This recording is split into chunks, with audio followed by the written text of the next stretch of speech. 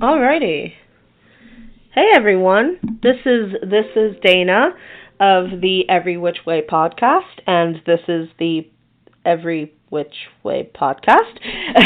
So welcome. How's everyone been doing today? You doing great? How was your week? How was your weekend? Did you do anything fun or exciting or anything like that? Let me know. I love to know what people do for fun and all of that good jazz. And yeah, I had a pretty good week myself. I just started my new position at my job, and that's been pretty nice and pretty cool. And I've been training, so I'm not anywhere near good enough to be out on my own, but that's okay. That's all right. I don't mind that. I had new moon circle today, and that was really nice. I enjoyed that. And yeah, last night, if you guys don't know, I am a huge nerd. I know, right? Wow. Who would have guessed? I'm a nerd. But last night my partner and a couple of our friends came over and we played Magic the Gathering until like 2:00 in the morning, and that was a lot of fun. I do love playing Magic. So yeah, that's actually part of the reason why when I started this podcast it was called Witch of the Gathering, because I play Magic the Gathering and I'm a witch, but I changed it. Just it didn't feel right, and yeah, so here I am. I've got myself a nice little bottle of Brew Doctor kombucha. This one is super berry. It's supposed to have raspberry and blueberry flavors mixed in with some oolong tea, and it's pretty good. I do like a nice kombucha. It's kind of like an apple cider, but for tea.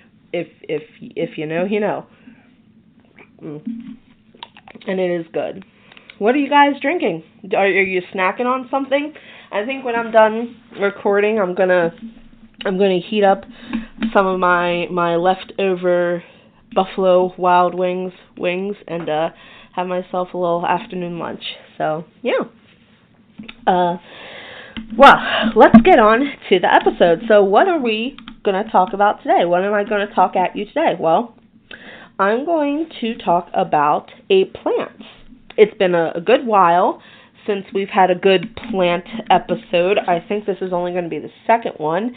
If I recall, I think the only plant that I've done has been lavender, and it's been lavender. So, wow, it's been a while. So, we're due for a good plant. So, let's get right into it. Alrighty, so I'm talking today about blessed thistle. Yeah. Scientific name, Centaurea benedicta.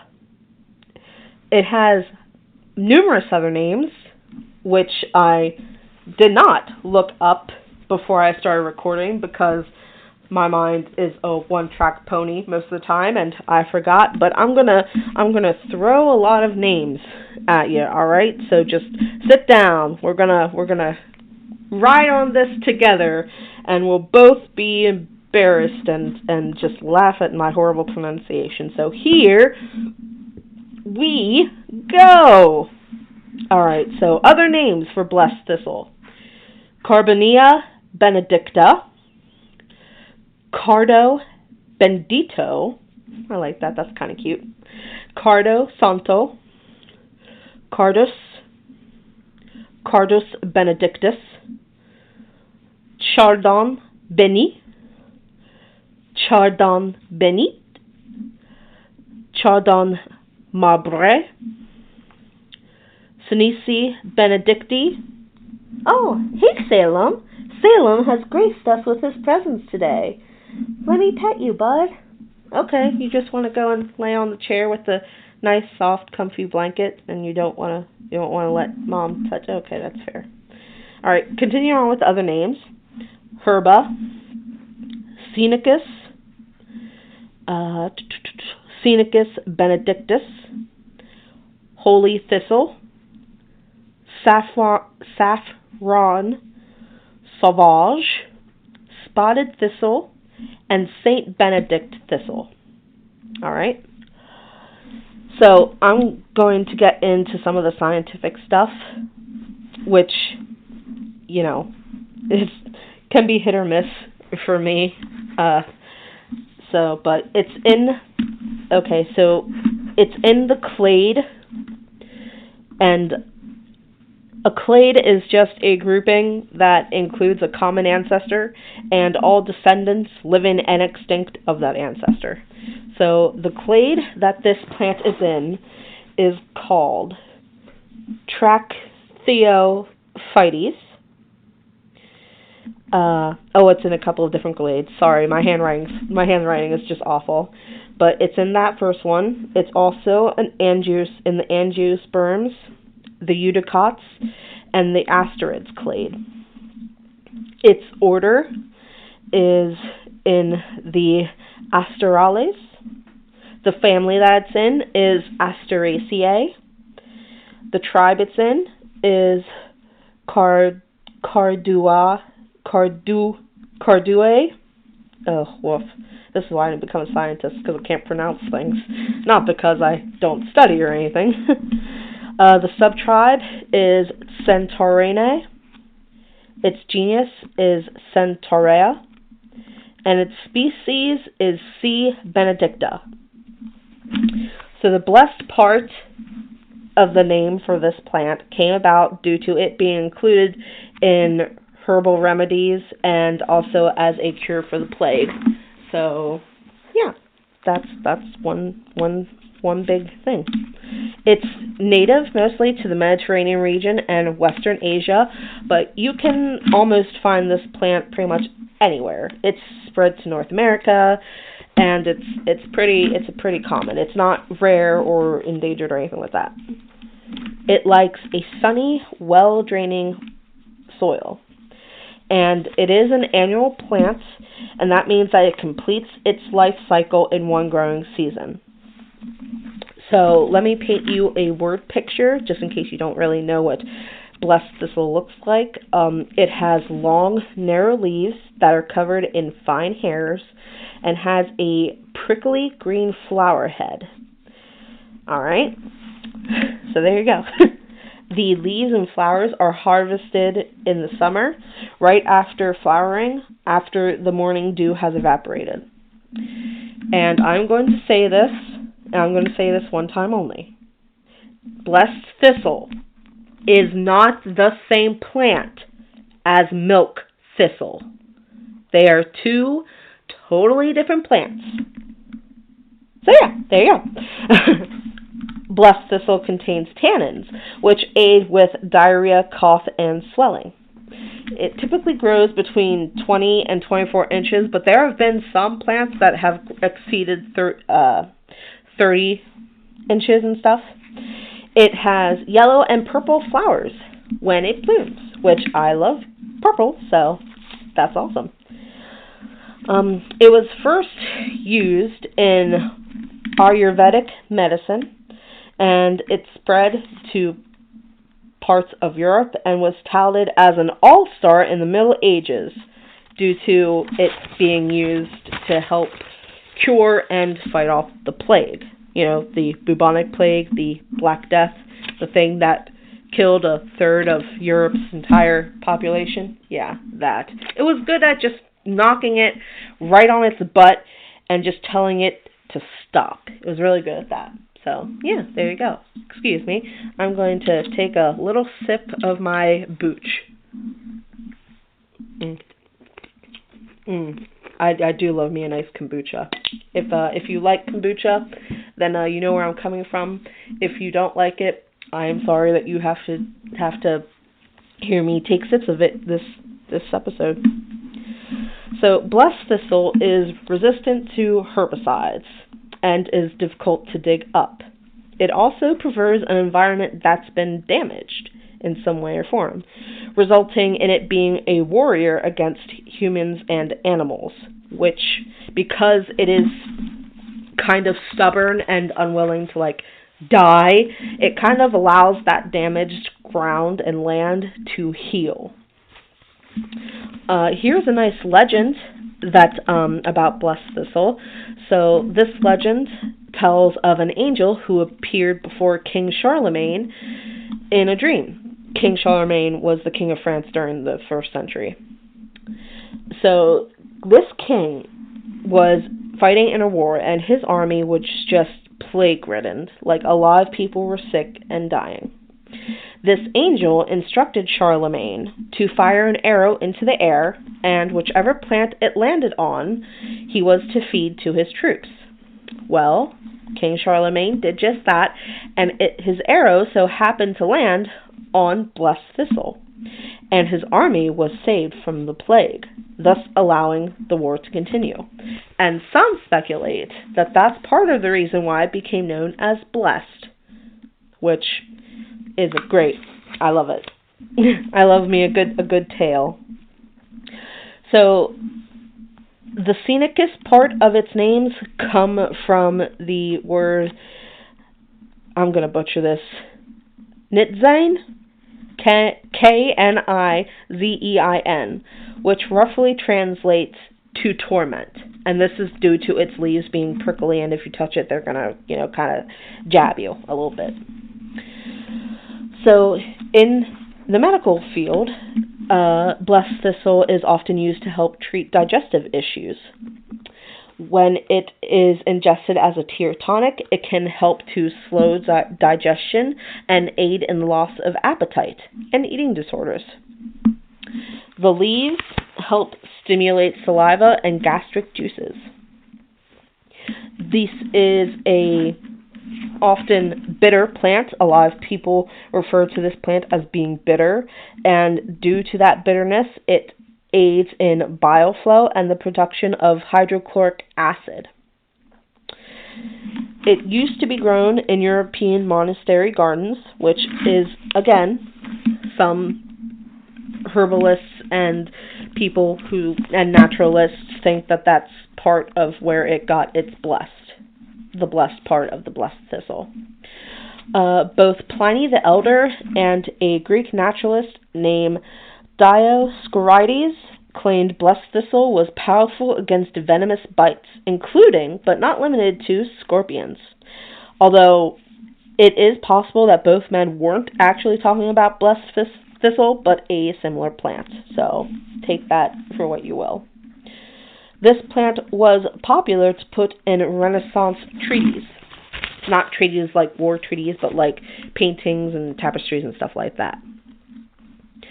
Matthiolus, an Italian doctor and naturalist who was born in the 1500s, wrote that there is hardly a better medication for cancer and other rotting damages. That was my Italian accent, and I'm really sorry that it's awful. Please don't cancel me for that. I enjoy just putting humor into there, and I was like, oh, Italian. Well, my partner is Italian, so it's okay for me. So, but yeah, please don't cancel me. I like to have fun when I do my recording sessions. So this plant flowers between June and August, so in that sweet little spot. Ancient Romans, my notes are kind of all over the place because I was trying to get as much information as I could, and they're all over the place as usual, as seems to be the case. Anyway, ancient Romans ate the leaves raw, so they didn't cook them, and instead cooked the roots like a vegetable. Blessed thistle was once used as cattle fodder in Scotland, and it appears in Shakespeare's Much Ado About Nothing. Yeah. Blessed thistle contains B vitamins, calcium, manganese, and iron. So, it's got the good stuff for you.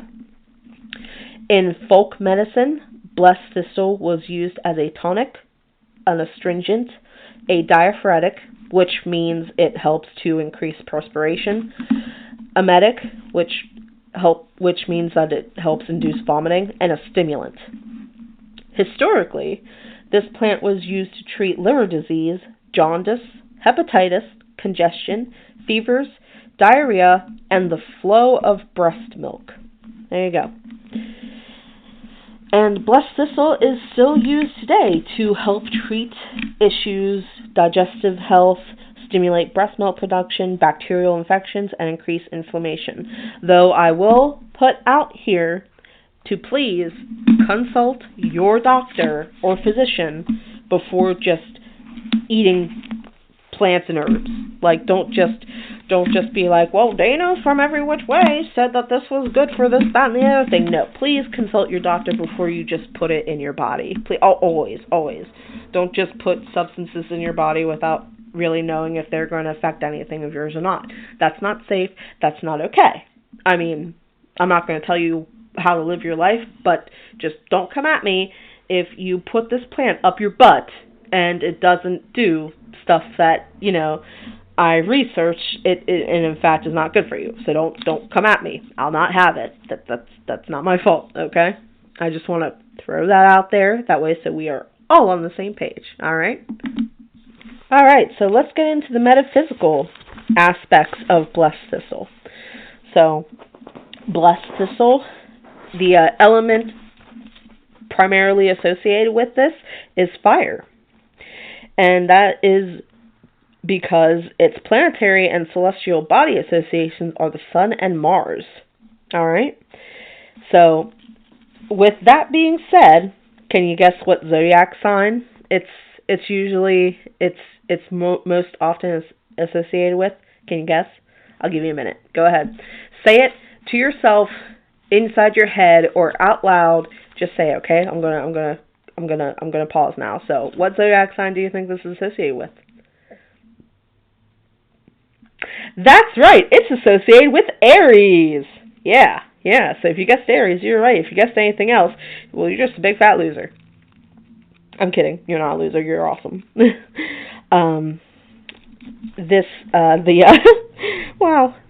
chakra that blessed thistle is often linked to is the solar plexus. And this plant is said to have expressive and masculine energy. So, as far as other metaphysical aspects, blessed thistle is most often used for protection, purification, protection against negativity and evil, and to help break hexes, specifically hexes. So, yeah. You can burn this herb as a bundle or on a charcoal disc to help cleanse and purify homes. You can use this as an offering because this is considered one of the sacred herbs. It's a great herb to carry with you in a satchel or just a little baggie to help protect you from evil. You can use this in spells intended for healing and to relieve depression. Relieve it, not cure it, just help a little bit. It can be carried in a little bag for strength and energy. And it is said that it can help a man be a better lover when they carry it. So, there you go. Boiling blessed thistle is said to call in spirits and is good for spirit communication. So, if you would like to try that, blessed thistle might be your best pal. When it is placed in a bowl on your altar with other sacred herbs like yerba santa, angelica root, cascara, sagrada, and basil, it is said to call spiritual help into your home. And you can also, of course, include other sacred or holy herbs if you so desire. There is an old belief that one can redirect lightning when the leaves of blessed thistle are tossed into a fire. So there you go. Due to its purification and helping with that, it's a great herb to use if you ever do bath rituals and want to do a purification bath. It can be drunk in a tea, a tincture, or used in mojo bags. Blessed thistle is also good to help warding, to help one focus, and to bring inspiration to one. So if you're stuck in a rut, maybe burn some thistle, cook some thistle or something. You can add to floral washes for cleansing and protection.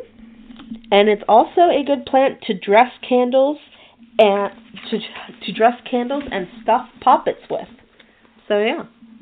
And that's all I have for you on Blessed Thistle. So this is going to be a little shorty. We haven't had a short episode for a little while, so I'm kind of okay with that though. So yeah. Let's see. Let's do a card. And I'm going to do one from my Cozy Witch Tarot deck by Amanda Lovelace. So let's do a little shuffle here. There we go. Shuffle, shuffle, shuffle, shuffle, shuffle all my cards. Shuffle, shuffle, shuffle, shuffle, it is not that hard. Shuffle, shuffle, shuffle, shuffle, shuffle, shuffle, shuffle, shuffle, shuffle, shuffle, shuffle, shuffle, shuffle, shuffle. Okay, this one. 9 of Swords. We all get a bit carried away with our worries sometimes. That's wonderful. It's a picture of a lady laying in bed, and there are swords dangling on her wall, and it's a nice picture because I know I have depression and anxiety and stuff, and my energy has kind of been just blah. So that's nice. It's nice to be reaffirmed that you're not the only one, and that everyone has worries and stuff like that bother them. All right, now going into my little box for a topic for next week. All right, what should I talk about? Oh, that one. Oh, it's a little baby. Okay. All right, that's different. Alrighty. Well, I want to thank you all for tuning in to this episode. I appreciate all of you who take time out of your busy day to listen to me ramble on about stuff. It truly does warm my heart to know that people do listen to these episodes. And yeah, I hope you all have a wonderful, magical Monday, and I will see you witches in the next episode. Bye-bye. Goodbye. Goodbye now. Goodbye now. Goodbye. Goodbye now. Goodbye. Goodbye now. Goodbye.